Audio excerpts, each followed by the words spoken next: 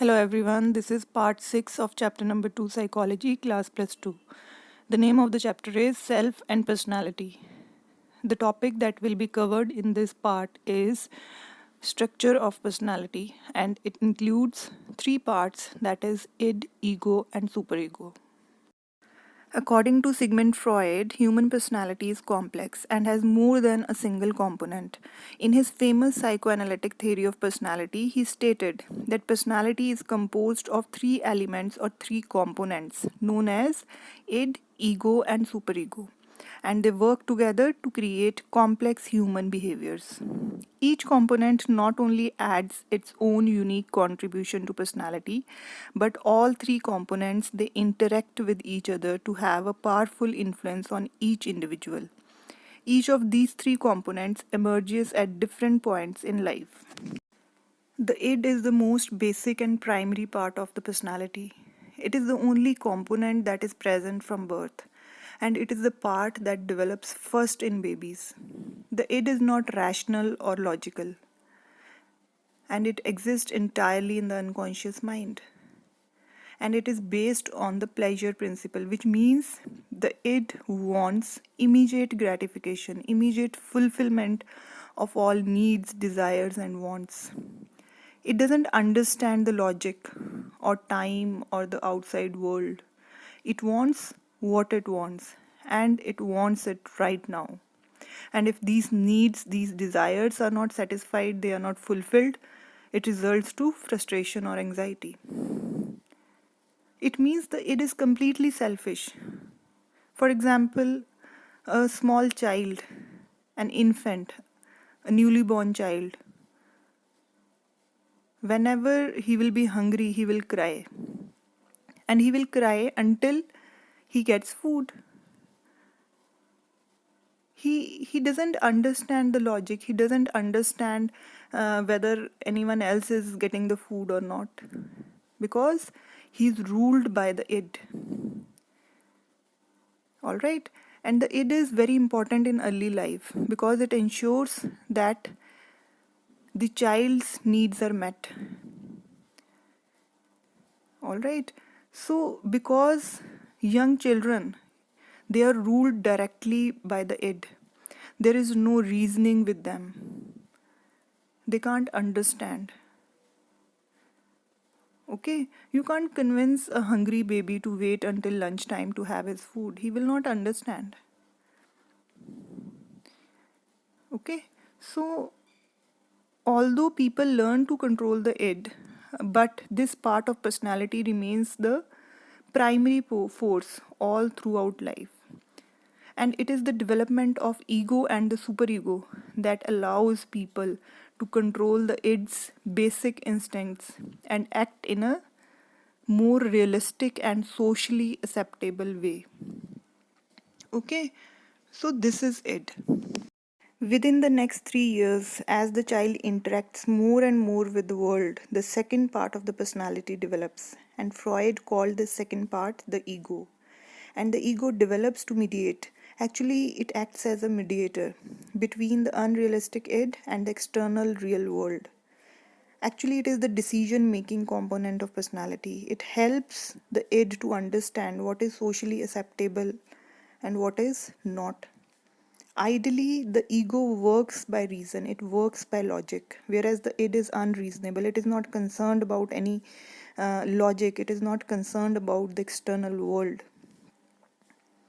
The ego operates according to the reality principle, means it works out the realistic ways, the logical ways of satisfying the id's desires. The ego considers social realities and norms. It considers rules and regulations, etiquettes in deciding how to behave. Like the id, the ego also wants pleasure, but the ego is concerned with planning a logical strategy to obtain that pleasure. Okay, for example, you are attending a class and you're hungry also at that time. So here your id basically will compel you to have your food in between the class, which is very unreasonable, which is very illogical.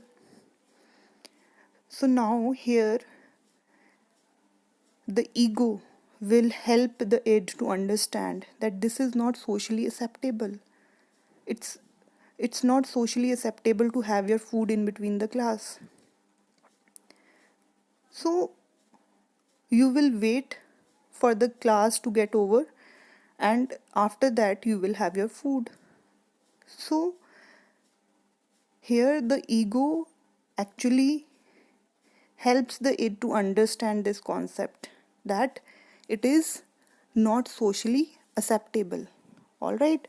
So basically, Freud compared the id to a horse and the ego to the horse rider.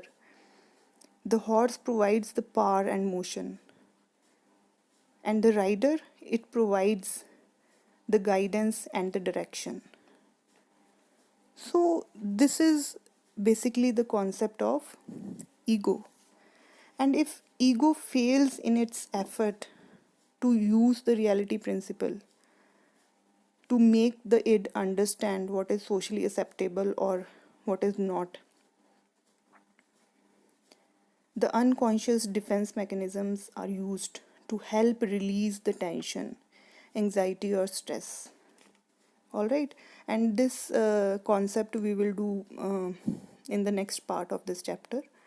Okay, so this is all about the ego.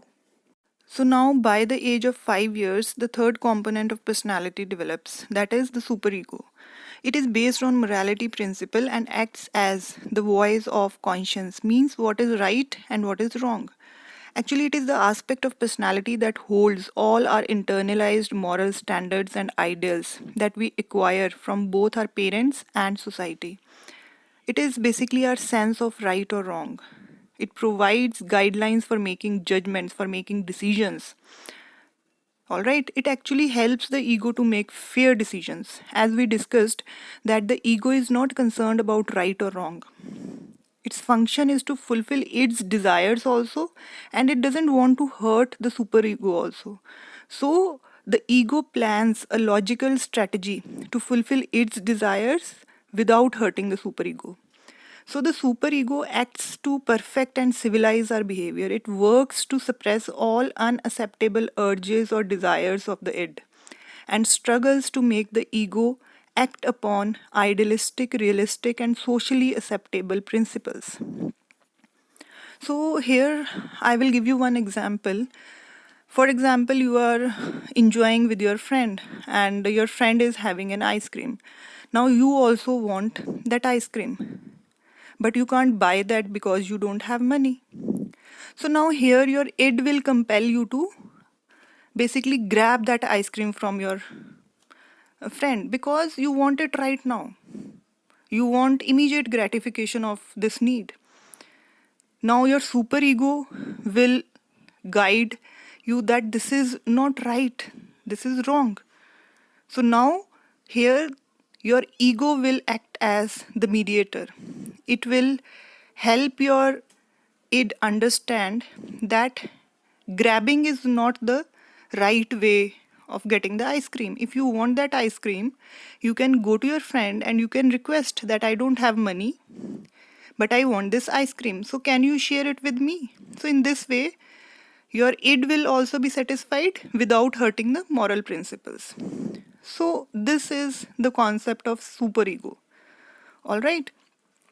And when talking about the id, the ego, and the superego, it is important to remember that these are not three totally separate components. These aspects of personality are dynamic and they always interact with a person to influence an individual's overall personality and behavior. And according to Freud, the key to a healthy personality is a balance between the id, the ego, and the superego. And in a healthy personality, according to Freud, the ego is the strongest so that it can satisfy the needs of the id by not upsetting the superego. And he also believed that an imbalance between these three elements would lead to a maladaptive personality, will lead to stress, anxiety, and so many other disorders. All right. So, this is all about the structure of personality.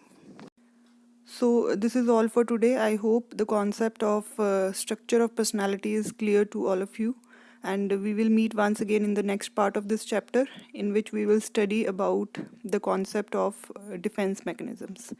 Till then, take care. Thank you.